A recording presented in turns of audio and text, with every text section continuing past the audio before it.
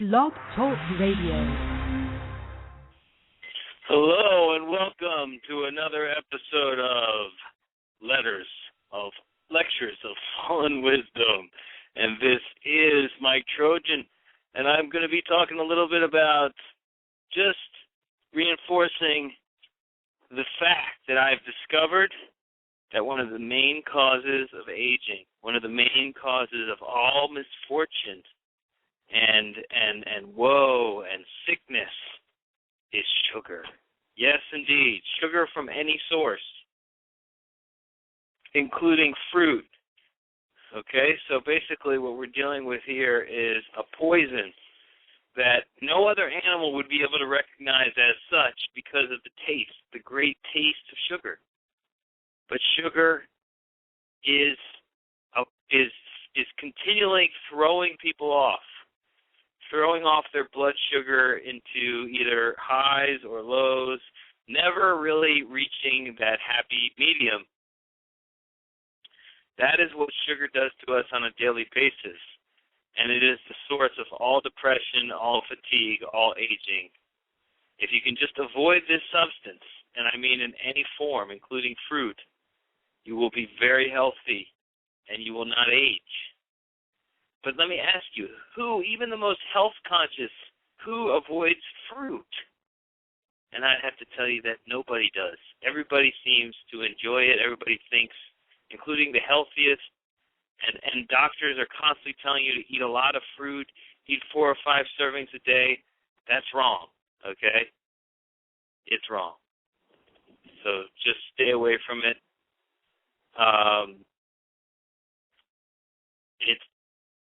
It's a plague on our society. It's a drug. It essentially is one of the most powerful drugs that is now permeating everything, and it is maybe has been introduced as a form of population control, but it either whether it was intentional or not, it is leading to death, shortened lives, cancer, all kinds of horrible things, just because people like that little sweet taste.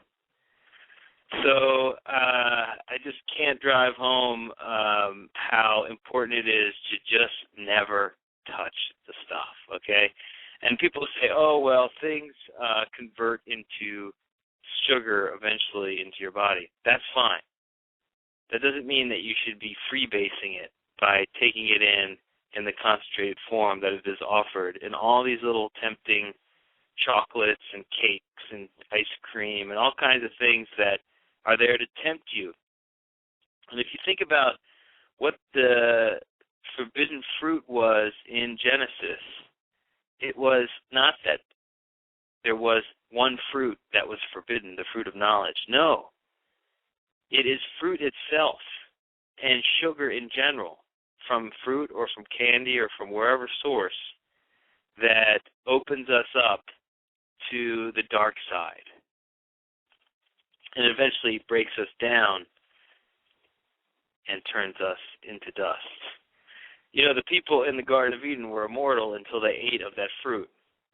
And it's been interpreted as the fruit of knowledge, but it kind of is the knowledge of decay. It is the experience of decay that sugar brings to you. So I finally decoded that part of Genesis, and I can't stress it enough. Most people are going to listen to this and be like, well, that guy's crazy. I love fruit. I'm going to eat my fucking bananas, and it's got good vitamin C in those oranges, and he's crazy. Of course you can eat a little fruit. No, you can't. Try it for a week. Try not eating any fruit, any sugar for a week. See if you can actually avoid it. It's so difficult given all the things that that they put in, all the things that they put sugar in. And what's interesting about it is if you don't eat it, you will not experience that kind of famished feeling where you start throwing shit in your mouth that really maybe isn't too good. The other day I had the experience of like eating McDonald's chicken nuggets, and it had been like a week before I had ingested any kind of sugar at all. And I swear to God, those nuggets just tasted like pure pus. They were just the most disgusting things that I will ever eat. And I used to love them. And I'm telling you, the deprivation that occurs after you eat sugar, the low blood sugar status that you get into, makes you crave all kinds of things that are just shit when you really taste them for what they really are. I will never set foot in a McDonald's again. Not the and another reason for which is that the buns themselves are sweetened with sugar. So, I mean, any kind of nutrient that you're going to get from a burger is smothered in sugar from the sauce all the way down to the bun. I wouldn't be surprised if the cheese had sugar. I wouldn't be surprised if they were throwing a little sugar into the patty, too. I mean, it's a sick world we live in, and it's run on the drug of sugar. And we get kids on it at an early age, so kids are basically like super junkies for fucking sweets. And you want to lose weight? Just get it out of your diet, okay? Pick up some Cal brand stevia, Kal. Comes in a little canister. Use that. Try to think of creative ways to make things taste sweet using that stevia, which is not sugar, and live your life. And you'll start to see that everything balances out. Your mood, your food intake, your weight, your energy level, everything balances out. And you never get that kind of fatigue feeling, or you never wake up on the wrong side of the bed. You're not a moody person anymore. All that stuff is gone if you just cut that substance out. So I just want to just drive it home with this very short podcast that it's just not for us. It's not for any, it's for insects, really. Insects are the only things that should be feeding on sweet sugar. High concentrated sugar products like fruit and candy. You know, that's what The Fly, I don't know if you ever saw that movie, The Fly. That's what The Fly got into. And you see, like, you know, the short lifespan of a fly because they're living on this basically like crack cocaine version of food, which is sugar. I mean, you could argue that the fruit version is like, you know, regular cocaine, and the candy version is crack cocaine. But they're both very bad for the body, and they're just wreaking havoc and just causing all kinds of problems. I mean, they're keeping doctors in business, that's for sure. And maybe I have, you know, no idea, but maybe there's some kind of conspiracy going on to keep people sick. But I just think people, it just has not occurred to people that this might be a dangerous substance in any form that it comes in. And I think it's pretty clear, at least from my eyes.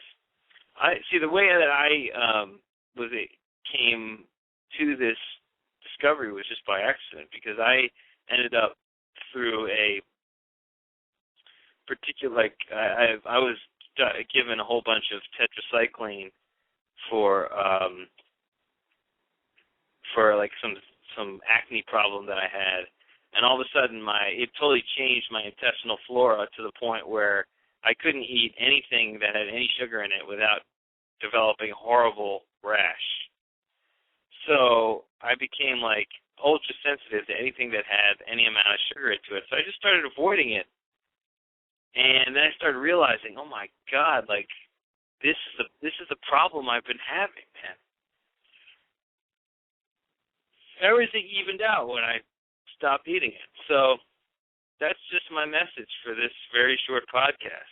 Get out of it. Try it for a week. Try just not eating anything that has any kind of fruit sugar or sugar of any sort, of anything that basically tastes sweet. If it's not called stevia, it's sugar. Okay? So eating like NutraSweet and maltodextrin and all kinds of these artificial sweeteners like sorbitol, you know, it might say sugar-free, but it's not. And even certain stevia brands, you have to look at the ingredient. It has to just say pure stevia. If there's anything else in there, then you're basically dealing with sugar masquerading as stevia. That's stevia in the raw stuff that you see everywhere is not stevia in the raw. It's stevia mixed with sugar. So, I mean, I don't know what's going on, why the powers that be are so insistent that we consume this sugar, but we're all a bunch of junkies on it, and I've just gone cold turkey, and man, I feel like $1,000,000. You should try it too. Peace.